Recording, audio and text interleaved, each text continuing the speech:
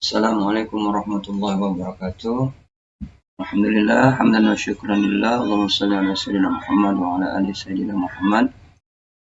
Amma ba'du, anak-anakku sekalian yang insyaallah dirahmati Allah Subhanahu wa taala. Alhamdulillah dapat kembali berjumpa, bertemu, dan insyaallah hari ini kita akan mempelajari yaitu pelajaran fikih. Mudah-mudahan apa yang Pak Guru sampaikan dapat kalian pahami dan dapat mudah untuk kalian pelajari.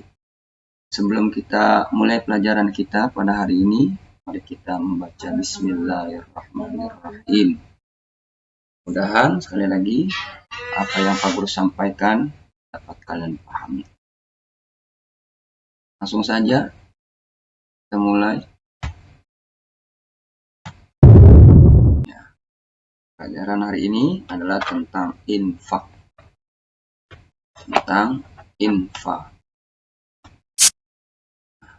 Apa itu infak? Kalian simak videonya sampai dengan selesai sehingga kalian akan mengetahui apa daripada pengertian infak tersebut. Kita lanjut.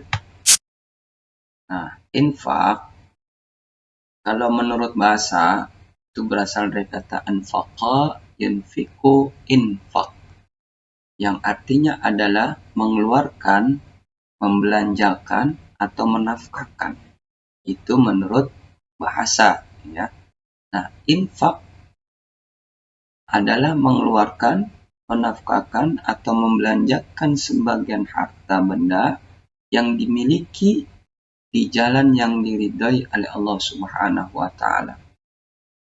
Jadi infak itu adalah kita mengeluarkan harta kita atau menafkahkan harta kita atau membelanjakan harta yang kita punya, ya, untuk jalan yang diridhai oleh Allah Subhanahu wa taala.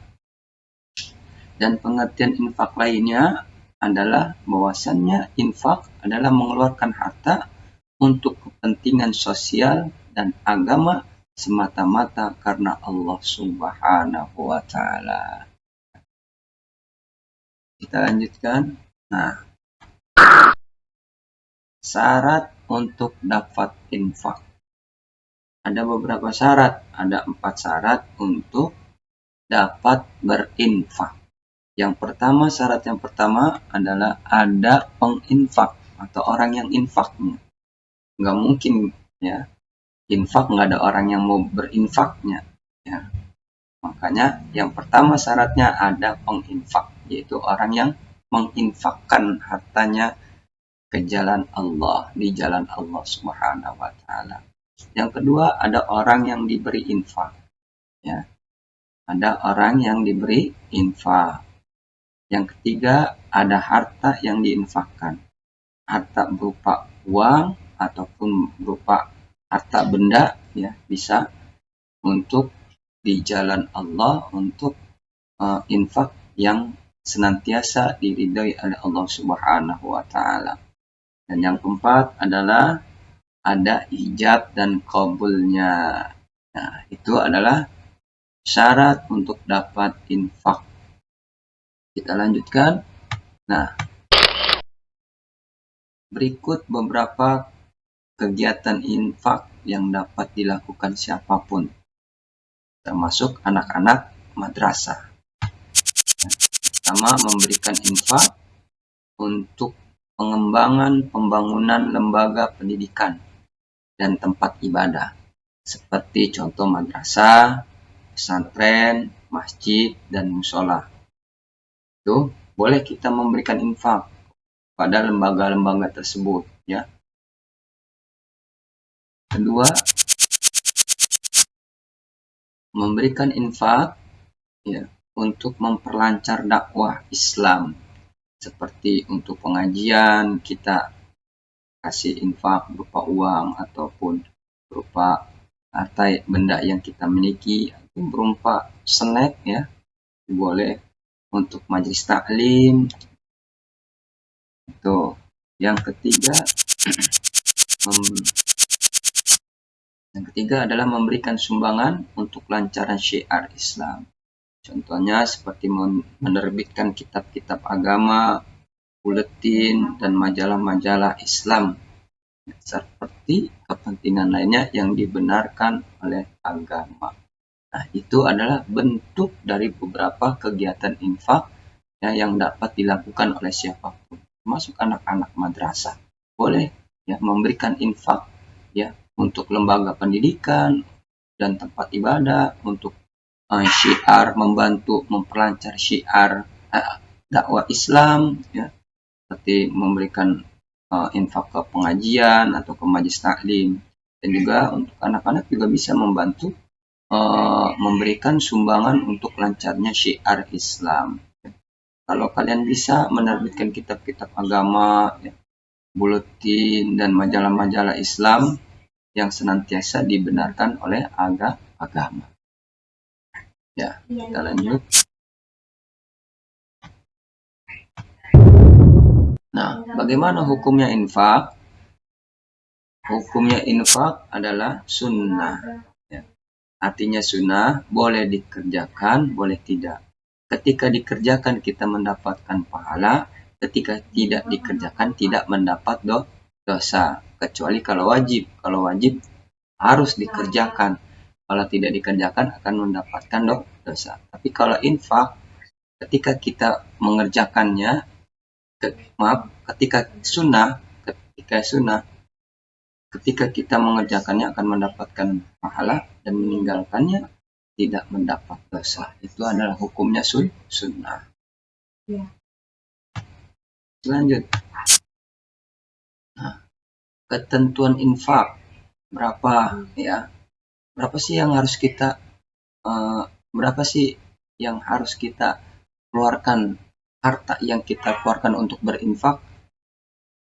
Mengingat tidak ada nisab dalam infak, maka semua orang boleh berinfak sesuai kemampuannya. Ya, boleh ada 50.000, boleh 20.000, boleh 10.000 dan sebagainya ya. Itu karena tidak ada nisab yang ditentukan oleh hukum agama. Kita lanjut.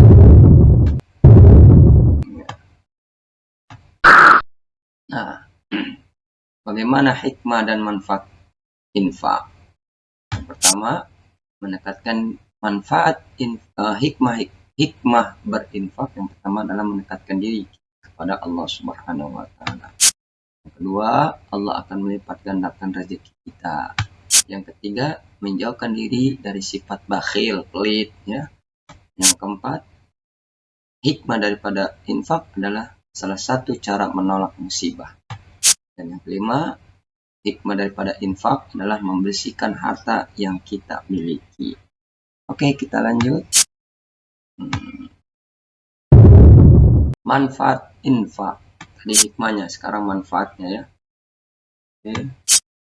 Yang pertama adalah kemantapan dalam beriman, manfaatnya ya. Yang kedua, selalu ingat untuk mempersiapkan bekal akhirat. Yang ketiga, rezekinya akan bertambah dan mendapat berkah dari Allah Subhanahu wa taala. Yang keempat, memperkukuh persaudaraan Islamiyah sesama muslim. Yang kelima, manfaat infak adalah kita dapat ikut berperan aktif meningkatkan syiar dakwah Islamiyah. Yang keenam, manfaat infak adalah berperan serta menunjukkan lembaga-lembaga pendidikan Islam. Yang ketujuh, manfaat daripada infak adalah kita dapat menambah kas atau dana umat Islam sehingga semakin banyak.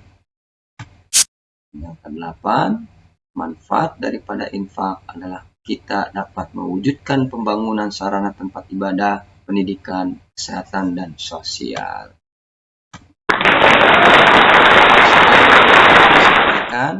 Sekian dan terima kasih. Semoga bermanfaat. Wassalamualaikum warahmatullahi wabarakatuh.